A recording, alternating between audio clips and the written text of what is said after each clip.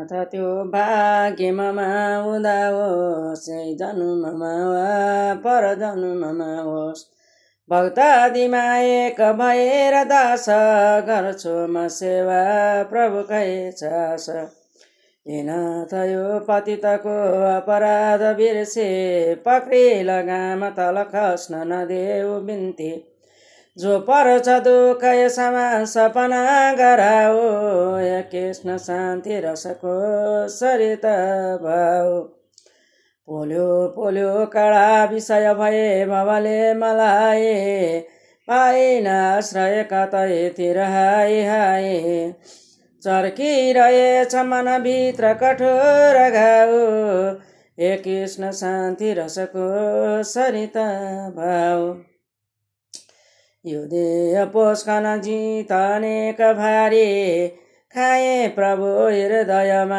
अधिकै रमाए लौ के गरौँ म त डुबे अब सिगिरहु हे कृष्ण शान्ति रसको सरिता भाव ओम यावद्गङ्गे कुरुक्षेत्रे तावत् पदिपास्कर रामचन्द्रं भज भज ओम पदे पदे माता परिपूजकेभ्यं तुमेश्वरी देव चराचरं श्रीकृष्णार्पणं श्री हरे नमः श्री परमात्मने नमः नारायणाय नमो नमः श्री कृष्ण परमात्मा की जय श्री हरे नमः राधे राधे श्याम सम्पूर्णमा प्रणाम। अब श्रीमद् भागवत महापुराणको 9 स्कन्धको 9 अध्यायमा पाठ पारण गर्न गइरहेकी छु।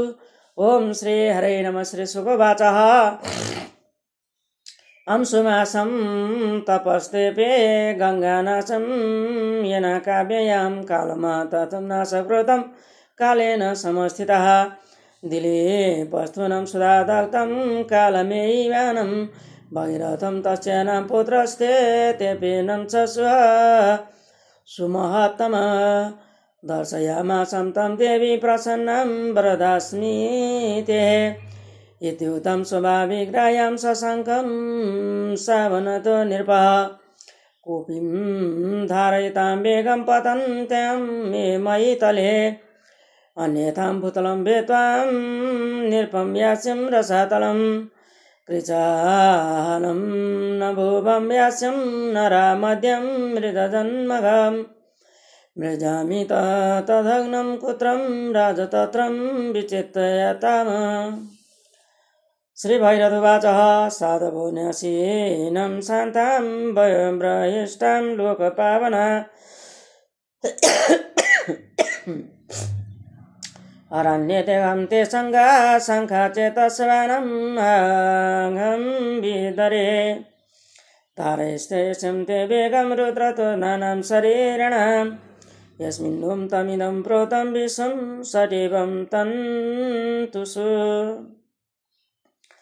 इति उतां च नृपो देवं तपसां तोषं यच्छिवं कालेनाल्प्येषां राजस्तवायसेनं समस्तुष्यत तथेतिराज्ञा विवेतं सर्वलोकहितं शिवं ददारं वैतो गङ्गा पादपूत जलां हरे भैरथं च राजर्षि निर्वृतं भुवनं पावनीयम् यत्र शुभं पृथ्वीतृष्णां देहां भस्मीं भूतां स्मं शेरते रतेनं वायुवेगेनं प्रयान्तं नु धावते देशानां पुनन्ति दीर्घानां दानाशीतलं गजरत्मदान्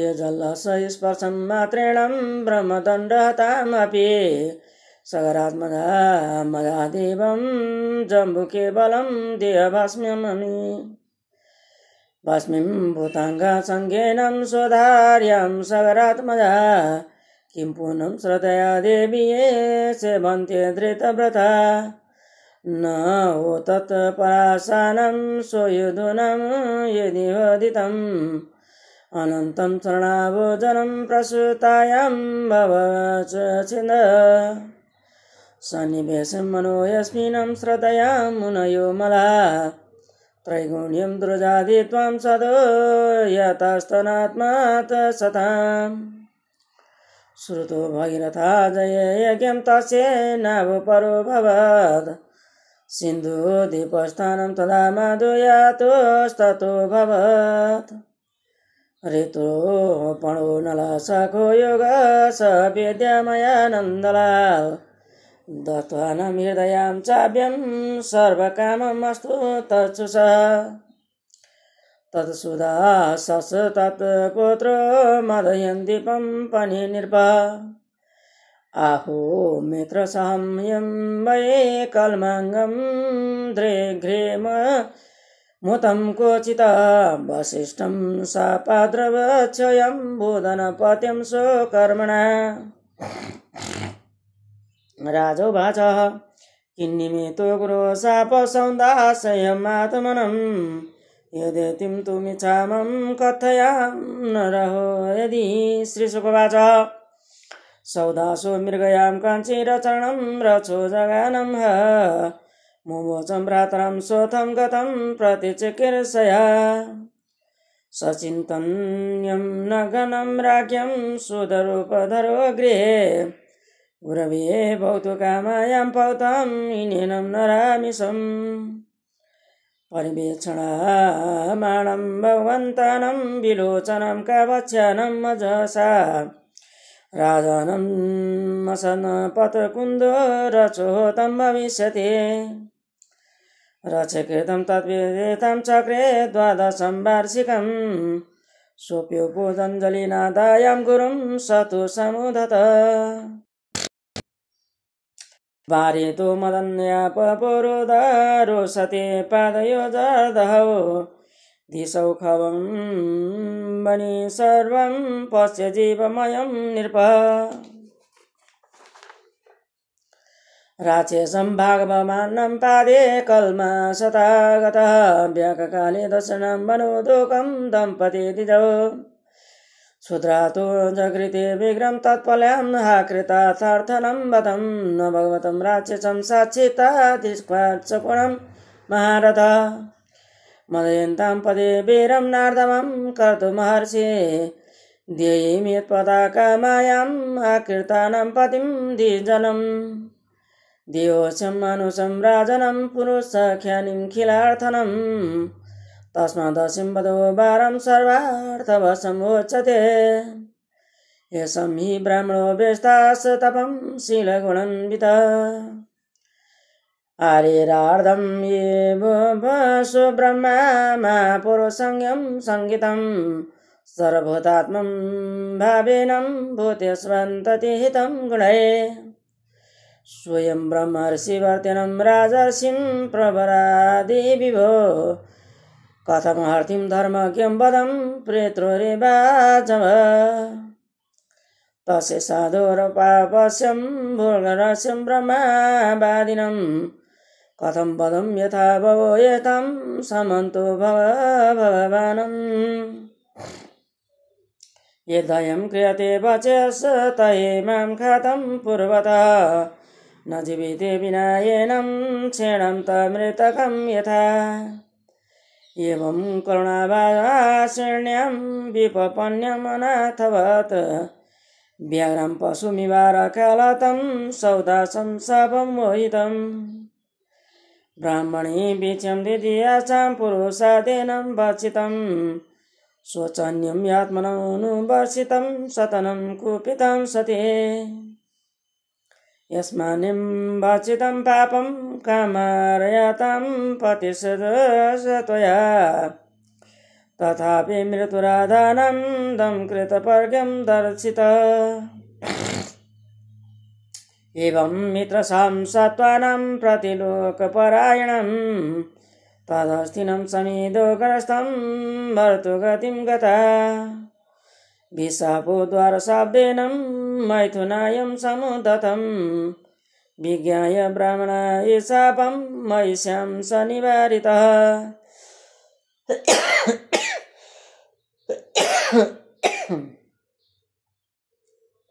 तत्पूर्वसं तत्याजं त्रिसुखं कर्मणां प्रजा वसिष्ठं तत्तदनु ज्ञातो मदन्यतां प्रजावयात् सा वै सप्तं सभागर्भं विवन्मनं वेदायत जग्नेश्वरार्मनोरथं तस्यां शोकसमकतेचं कथ्यते अस्मकामुल्लघो जङ्गे स्त्रियं परिरक्षिता नारीकवचं युक्तं निच्छेणं मूलको भवत् ततो दशरथतस्तामात्र पुत्रं येडबीडस्ततः राजा विशुसहो यज्ञायस्यः खटङ्गाक्षं कर्ममावुत यो देवैरथ्यो रथो दैत्यानाविददुदितं दुर्जय मुहूर्तम् आयुर्तं यातं वैशं स्वपुरं सन्देहं मन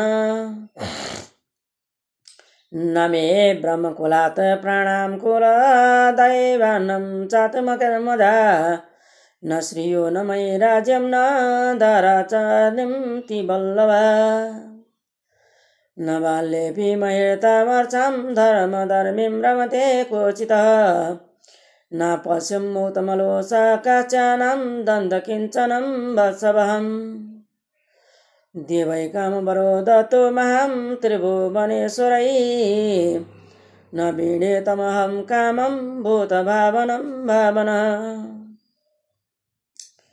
एभिचन्द्रियादितो देवास्त्यं शोधितं हृदयं स्थिपं न वेन्दन्तीं प्रियं सस्तात्मनां कितु मातरे अधेशं माया चरित्रेषु सङ्गगुणेषु गन्धर्वपुरोषमेषु रूढं प्रकृतं स्मनं विश्वकर्तुभाविनं हितं तमं प्रपद्ये इति व्यवसितो बोधयां नारायणं गृह्यतमाया हित्वानं भावमज्ञानं ततं स्वयं भावमाश्रितम् एतं ब्रह्म परं सूक्ष्मं मन्ये शून्यं शून्यकल्पितं भगवानं वासुदेवेवेतं यं गृह्णान्तिं हि सतमता इति श्रीमद्भागवते महापुराणे नवमे स्कन्धे सूर्यवंशनाम सानुवर्णिं नामो नवमोऽध्याय। ओं श्रीहरये नमः। श्रीकृष्ण गोविन्द हरे मुरारे श्रीनाथ नारायण वासुदेव अनन्त वैकुण्ठ मुकुन्द कृष्ण गोविन्द दामोदर माधवेति ये कृष्ण ये यादव ये सखेति। श्री कृष्ण परमात्मा की जय। राधे राधे श्याम। अब श्रीमद् भागवत महापुराणको 9 स्कन्धको 9 अध्यायमा पाठ पारण छ र कथामा प्रवेश गर्दैछु। कथामा के भन्नुहुन्छ भन्दाखेरि सुखदेवजीले भन्नुहुन्छ, अंशुमानले गङ्गाजीलाई ल्याउने इच्छाले धेरै वर्षसम्म तपस्या गर्नुभयो, तर उनको काममा पुरा हुन सकेन। अन्तमा काल उपस्थित भइसकेपछि उनको मृत्यु भयो। अंशुमानका छोरा दिलीपले पनि त्यस्तै तपस्या गरे, तर उनी पनि सफल हुन सकेनन् र बेला पुगेपछि उनको पनि मृत्यु भयो। अनि दिलीपका छोरा भगीरथले अत्यन्त ठुलो तपस्या गरे। यिनको तपस्याले प्रसन्न भएर गङ्गादेवीले दर्शन दिनुभयो र म तिमीलाई वर दिन आएकी हुँ भन्नुभयो। उहाँले यसो भनिसकेपछि राजा भगीरथले अत्यन्त नम्रतासँग आफ्नो अभिप्राय प्रकट गर्नुभयो। गङ्गाले भन्नुभयो, हे राजन, जब म आकाशबाट पृथ्वीमा ओर्लने छु नि, त्यति बेला कसैले मेरो वेग धारण गर्न सक्नु पर्दछ। वेग सक्ने कोही भएन भने त पृथ्वीलाई छोडेर रसातलमा जानेछ। तर वास्तवमा म पृथ्वीमा जान चाहन्न, कारण जति पापी छन् ती सबैले आफ्नो आफ्नो पाप म कहाँ आएर धुनेछन्। फेरि मैले ती पापीहरूको पापलाई कहाँ पखाल्न जाने हो। हे भैरथ, यस विषयमा स्वयं तिमी नै विचार गर। यसरी सुखदेवजीले भनिसकेपछि राजा भगीरथले भन्नुभयो, हे माता, लोक परलोक धन सम्पत्ति स्वास्नी छोरा छोरीको कामनालाई त्याग्ने शाश्वत स्वरूप सन्यासी ब्रह्मनिष्ठ एवं लोकलाई पवित्र गर्ने परोपकारी सज्जन हजुर कहाँ आएर स्नान गर्नेछन् र आफ्नो अङ्ग स्पर्शले हजुरको पापलाई नष्ट गरिदिनेछन्, किनकि उनको हृदयमा पाप पहाडी भगवान सदा वास गर्नुहुन्छ। समस्त प्राणीहरूका आत्मा रुद्र भगवानले हजुरको वेगलाई धारण गरेर गर्नुहुनेछ। जसरी साडी इत्यादि लुगामा धागो सर्वत्र व्याप्त रहन्छ, त्यस्तै गरेर उहाँ पनि सम्पूर्ण जगतमा व्याप्त हुनुहुन्छ। यति भनेर राजा भैरथले तपस्याद्वारा भगवान शङ्करलाई प्रसन्न गराउनुभयो। अलि दिनमा नै हे राजन, भगवान शिव उनीमाथि प्रसन्न भएर सम्पूर्ण विश्वको हितैषी हुनाले भगवान शङ्करले राजाको कुरा स्वीकार गर्नुभयो र विष्णु भगवानको चरणोदक हुनाले परम पवित्र भएको गङ्गाको जललाई सावधान गएर आफ्नो मस्तकमा धारण गर्नुभयो। यसपछि राजर्षि भगीरथीले त्रिभुवन पापी गङ्गाजीलाई आफ्नो पितृको शरीर खरानीको थुप्रो भएर परिराखेको ठाउँमा लिएर जानुभयो। वायु समानको वेग भएको रथमा सवार भएर राजा अघि जान लागेर उनको पछि पछि बाटोमा परेका देशलाई पवित्र गर्दै गर्दै गर्दै गङ्गामा पुगेर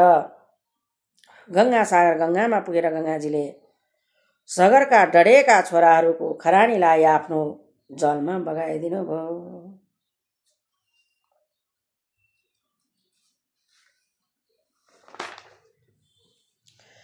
ब्राह्मणको तिरस्कार गरेकोले भस्म भएका सगरका छोराहरूलाई त केवल आफ्नो शरीरको खरानीसित गङ्गा जलको स्पर्श भएकोले स्वर्गका प्राप्ति भयो भन्ने श्रद्धापूर्वक नियम धारण गरेर गङ्गामा स्नान गर्नेहरूले को तर्ने कुरामा त केही सन्देह नै भएन। गङ्गाजीको सम्बन्धमा यहाँ जति भनियो त्यसमा आश्चर्य मान्नुपर्ने कुनै कुरा पनि छैन, किनकि गङ्गाजी त साक्षात् भगवानको चरण कमलबाट निस्कनु भएको हो। यस चरण कमलको श्रद्धापूर्वक चिन्तन गर्नाले ठुला ठुला निर्मल स्वभाव भएका मुनिहरू तिनै गुणको कठिन बन्धनलाई चुडालेर भगवत स्वरूप बन्न चाहन्छन्। जस्तो चरण कमलमा निस्कनु भएको गङ्गाजीले संसारको बन्धन काट्नु कुनै ठुलो कुरो होइन। राजा भैरथबाट श्रुतको श्रुतबाट नाभको नाभबाट सिन्धुद्वीपको सिन्धुद्वीपबाट आयुतायुतको ऋतुपर्णको जन्म भयो। ती ऋतुपर्ण नलका मित्र थिए। यिनले नललाई पासा हान्ने विद्या सिकाए। उनीबाट आफूले अश्वविद्या सिकेका थिए। ऋतुवर्णका छोराको नाम सर्वकाम थियो। सर्वकामका छोरा सुदास र सुदासका छोरा सौदास। सौदासकी पत्नीको नाम मदयन्ती थियो। यी सौदासलाई कहीँ मित्रसँग र कहीँ कलमास पात पनि भनेको छ। वशिष्ठ मुनिले को श्रापले यिनले राक्षस हुनु पर्यो र आफ्नो कर्मको फलले यिनले सन्तान उत्पन्न गर्न सकेनन्।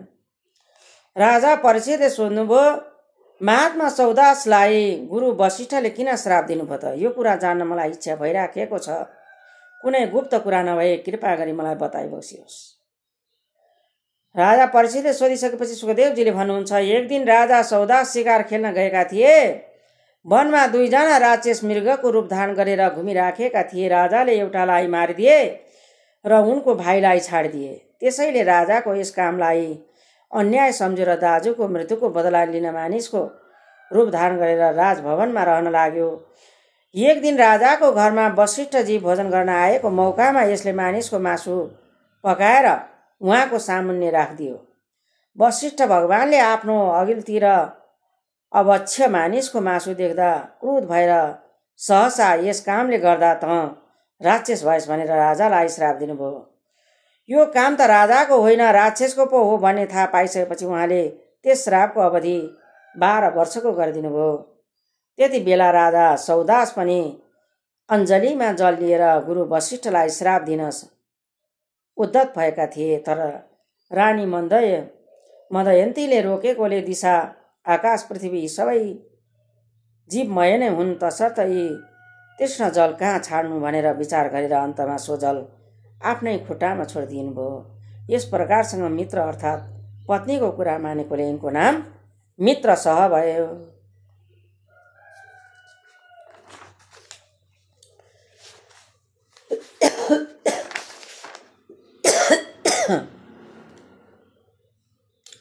जल भर्ना साथ दुवै खुट्टा खरिएर कालो हुन गयो। राक्षस भएका राजा सौदासले वनमा एक दिन मैथुन गर्न लागेका ब्राह्मण दम्पतिलाई देखे।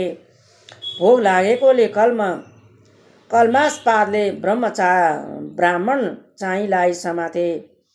कामना पूर्ण नभएकी उनकी ब्राह्मणीले भनिन्, हे राजन, हजुर त राक्षस हुनुहुन्न, महारानी मन्दतीका पति साक्षात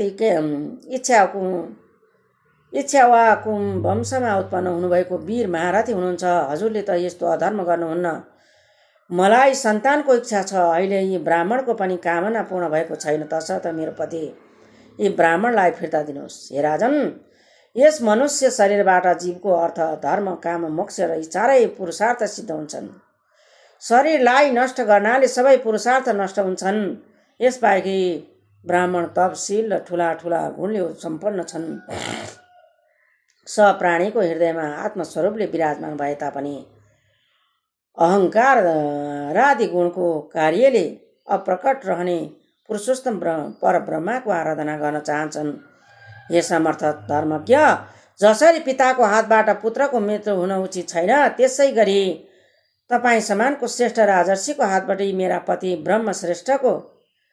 ब्रह्म ऋषि श्रेष्ठको मृत्यु हुनु कुनै प्रकारको पनि उचित छैन। साधु समाजमा हजुरको ठुलो सम्मान छ। मेरो परोपकारी निरपराध श्रोत्रिय एवं वेदवादी पतिको बदलाई हजुरले कसरी ठिक सम्झनुभयो?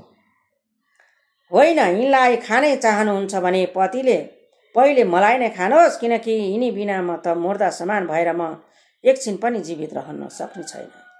ब्राह्मण पत्नीले अनार्थ झैँ माया लाग्ने स्वरले यस प्रकारसँग विलाप गर्दा गर्दा पनि श्रापले गर्दा मोहित भएका सौदासले उसको प्रार्थनापट्टि वास्तै नराखेर बाघले पशुलाई खाए झैँ ती ब्राह्मणलाई खाइदिनु भयो।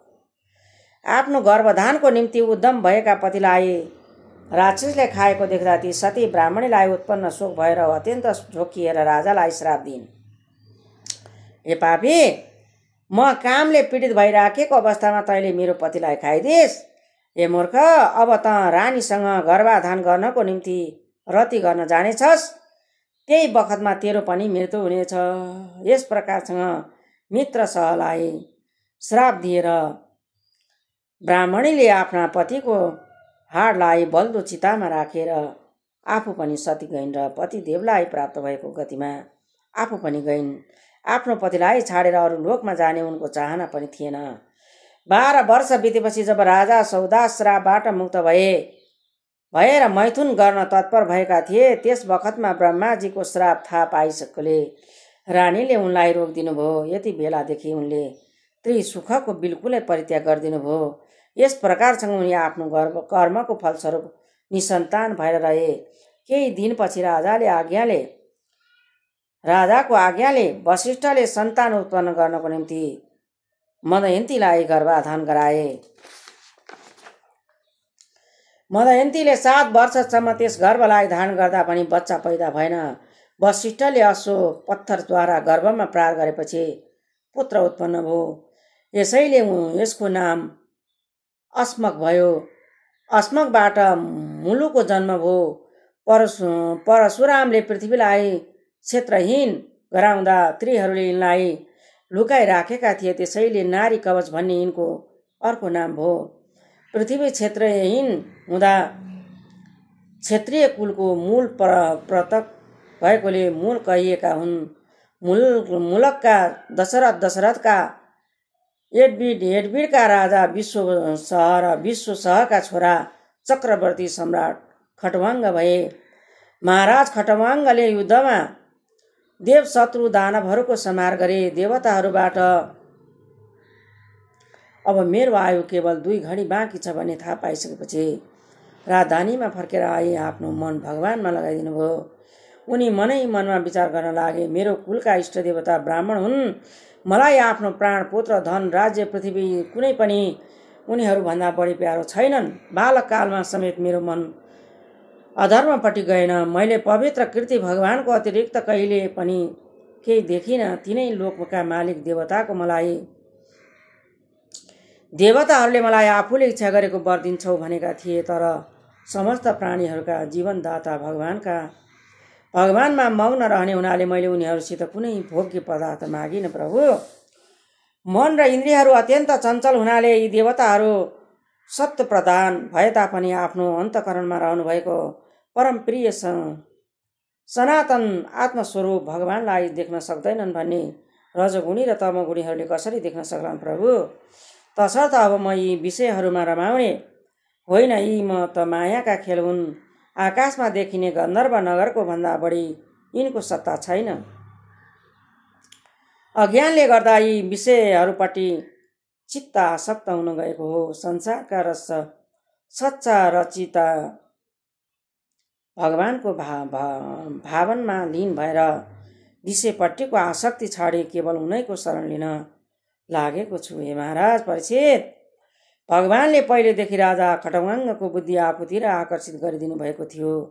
यसैले अन्त समयसम्म उनले यस्तो निश्चय गर्न सके। अब राजा शरीर आदि अनात्म पदार्थमा आत्मस्वरूप अज्ञानको परित्याग गरे वास्तविक आत्मस्वरूपमा थिर हुन गयो।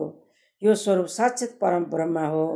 यो सूक्ष्मभन्दा सूक्ष्म सुन्दरको बराबर भए तापनि शून्य त होइन, परमात्मा हो। भक्तजनहरू यही वस्तुलाई भगवान वासुदेव भनेर वर्णन गर्दछन् भनी समूह कथा यस अध्यायमा वर्णन गरियो। ओम श्री हरे नमः। श्री परमात्मने नमः। नारायणाय नमः। नमः श्रीमन्नारायण भज मन नारायण नारायण नारायण नारायण। श्री कृष्ण परमात्मा की जय। श्री हरे नमः। राधे राधे।